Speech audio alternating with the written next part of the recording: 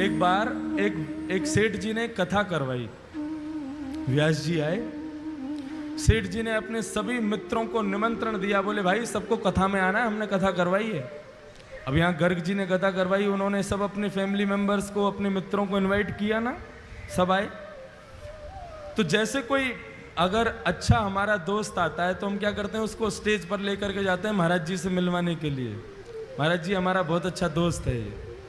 ऐसे ही वो सेठ जी ने कथा करवाई तो उनका एक दोस्त आया, अपने दोस्त को लेकर के ऊपर मंच पर गए और मंच पर जाकर के महाराज जी से मिलवाया। और वो दोस्त जो था वो कभी भजन वजन नहीं करता था, लेकिन अपने दोस्त के कहने पर वो आ गया था कथा में।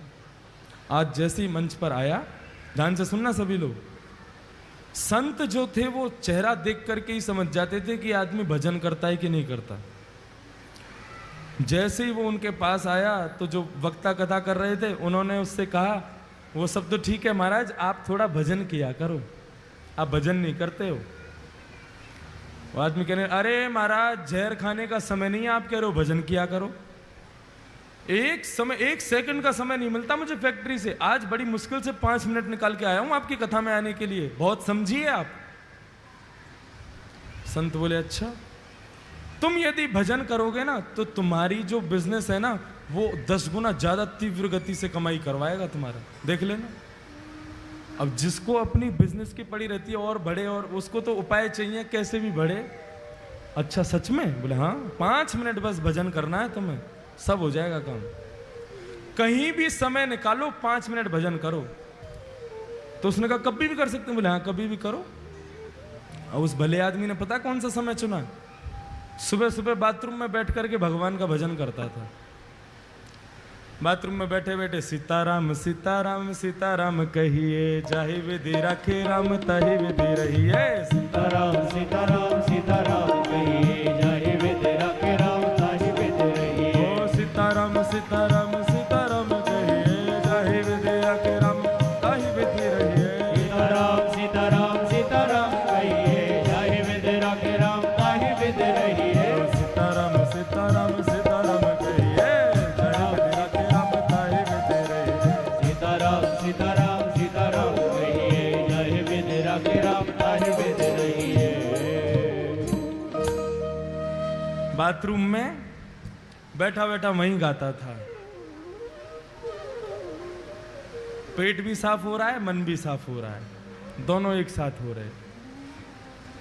अब हनुमान जी का एक नियम है, जहां कहीं भी भगवान के भजन कीर्तन चलते हैं, प्रभु चरित्र सुनवे को रसिया, प्रभु चरित्र सुनवे को रसिया। ओ प्रभु चरित्र सुनवे को रसिया। ओ प्रभु चरित्र सुनवे को रसिया। और राम लखन सीता मन बसिया। राम लखन सीता मन बसिया। हनुमान जी प्रभु के चरित्र को सुनने के लिए बहाने ढूंढते रहते हैं। अरे कहीं कोई कीर्तन कर रहा हो, कहीं कोई कथा कर रहा हो, मुझे वहां भेज दो, मैं वहीं रहूंगा। अब जैसे ही सुना, अरे वाह बड़ी बढ़िया कीर्तन की ध्वनि आ रही है, सीताराम सीताराम सीताराम कहिए, जाय विधि राखे राम ताहि। हे रघुनंदन श्री राम, ये जहां कहीं भी कीर्तन चल रहा है आप कृपा करके मुझे वहां प्रकट कर दीजिए। और भजन कहां चल रहा था? भजन बाथरूम में। हनुमान जी महाराज ने आंख बंद की और जैसे ही पहुंचे,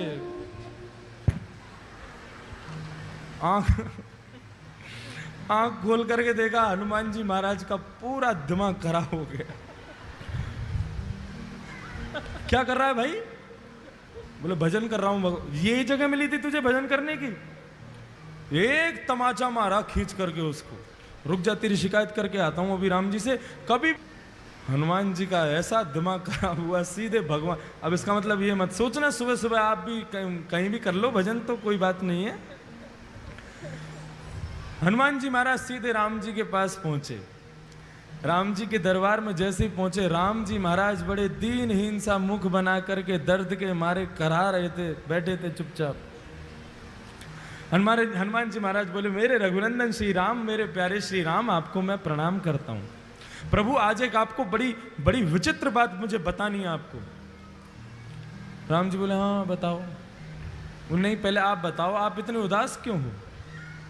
नहीं कुछ नहीं, ऐसा कुछ नहीं। नहीं नहीं प्रभु बताना तो पड़ेगा आपको।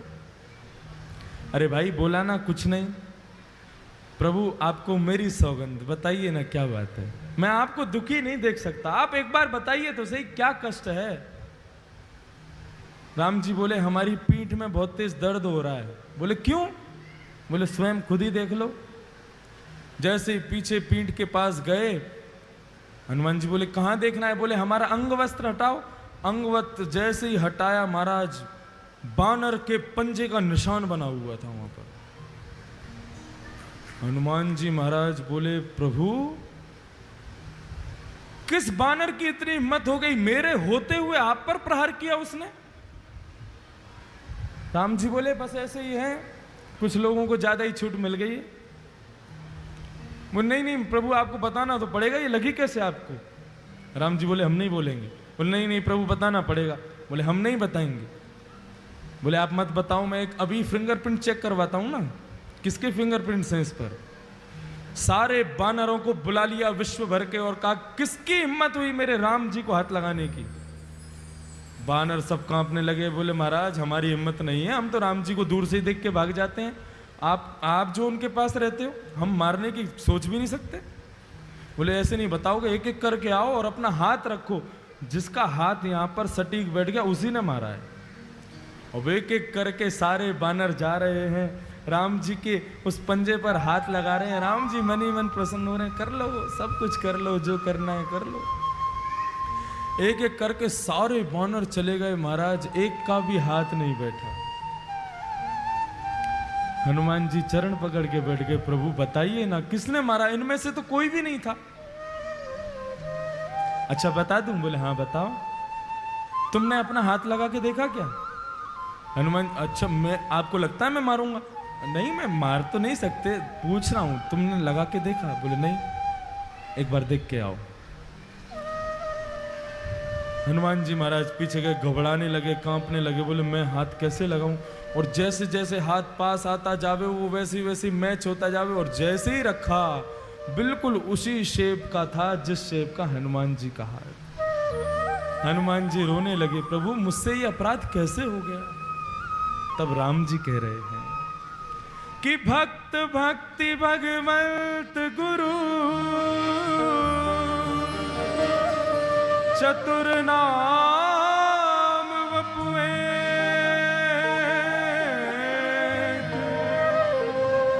तिनके पग वंदन किए, नाशहि विघ्न अनेक। हनुमान, भक्ति, भक्त, भगवान और गुरु, जब मनुष्य मेरा भक्त बन जाता है ना तो वो मेरा ही स्वरूप हो जाता है। उस पर आया कष्ट वो मुझे भी लगता है। तुमने मेरे एक भक्त को मारा, वो पीड़ा मेरे भक्त को कम हुई, मुझे ज्यादा हुई है, इसलिए मेरी कमर में लगा है। बंधुओं, भगवान कहते हैं जब व्यक्ति सर्वस्व मुझे अर्पित कर देता है तो उसका दुख मेरा दुख है, उसका सुख मेरा सुख है, उसका आनंद मेरा आनंद है। और वही भक्ति पथ का पहला स्वरूप है। हम जो कुछ भी करते हैं सब कुछ भगवान को अर्पित करना है। फिर दुख की घड़ी में भी वो तुम्हारे साथ है, सुख की घड़ी में भी वो तुम्हारे साथ है। ये भक्ति पथ का पहला मार्ग समझ में आ गया सब लोगों को? हम जो कोई भी पुण्य करते हैं, एक बार मुख से यदि हरि नाम भी निकलता है तो भी भगवान से कहो प्रभु मुझे इसके बदले कुछ नहीं चाहिए, आप रखिए। भगवान की दरबार में तीन चीज हमेशा याद रखना, तुच्छ, कुछ और सब कुछ।